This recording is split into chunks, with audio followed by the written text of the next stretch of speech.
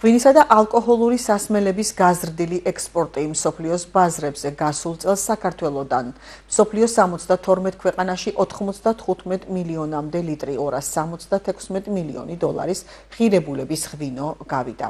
ღვინის ეროვნული სააგენტოს ოფიციალური სტატისტიკით ჯამში 2024 წელს საქართველოდან ექსპორტირებულია 565 მილიონი დოლარის ღირებულების ღვინო და სპირტიანი სასმელები, რაც 24%-ით მეტია 2023 წლის ანალოგიურ პერიოდთან შედარებით.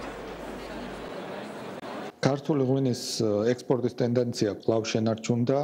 აღსანიშნავია, რომ შარშან როგორც ღვინის, ასევე სპირტიანი სასმელების ექსპორტმა რეკორდულ მაჩვენებელს მიაღწია, კერძოდ გადააჭარბა 560 მილიონ დოლარს, რაც რა თქმა უნდა გახლავთ ამ დარგში გატარებული სახელმწიფოს სწორი და მიზანმიმართული პოლიტიკის შედეგი, რაც კიდევ ერთხელ ხაზს უსვავს ქართული ღვინის ხარისხსა და წარმატებას.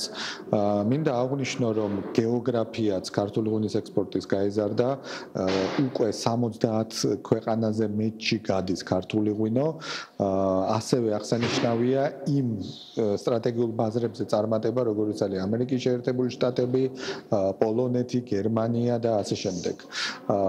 რა თქმა უნდა, ქართული ღვინის ეს წარმატებული ტენდენცია შენარჩუნდება, კიდევ უფრო გაძლიერდება სახელმწიფოს მხარდაჭერა ამ კუთხით და ჩვენ ღვინის მწარმოებლებს კიდევ უფრო მეტი შესაძლებლობა მიეცემათ, რათა ქართული ღვინო კიდევ უფრო კონკურენტუნარიანი გახდეს მსოფლიო ბაზარზე და დაიმკვიდროს თავისი ადგილი როგორც დასავლეთის ბაზრებზე, ასევე შორეული აღმოსავლეთის ქვეყნებში.